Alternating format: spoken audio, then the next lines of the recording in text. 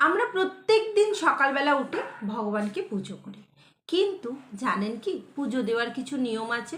সেই নিয়মটা যদি পালন করে পুজোটা না করি, পুজোটা অবশ্যই আমাদের সাকসেস হয় না।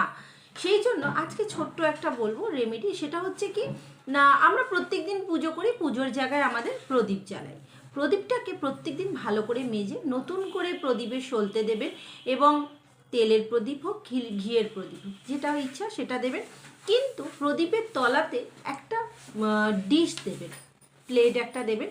শুধু খালি প্রদীপটা বসিয়ে রাখবেন না, সেটাতে তাহলে গৃহতে দোষ লাগে।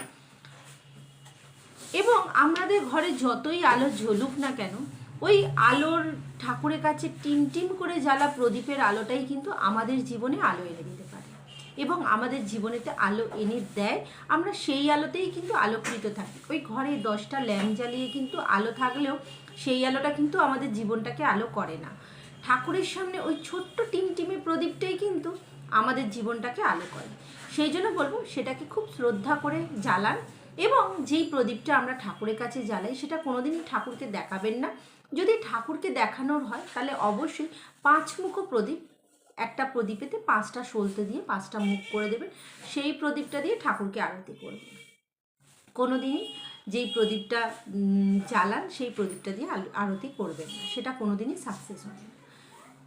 ছোটো ছোটো রেমেডি বলি, সেগুলো করবেন। এতে কি হয়, বাস্তু দোষ কিন্তু কেটে যায়। যদি আপনার বাড়িতে কোনো রকম বাস্তুতে কোনো দোষ হয়, সেটা কিন্তু কেটে যাবে। ভালো থাকবেন, সুস্থ থাকবেন।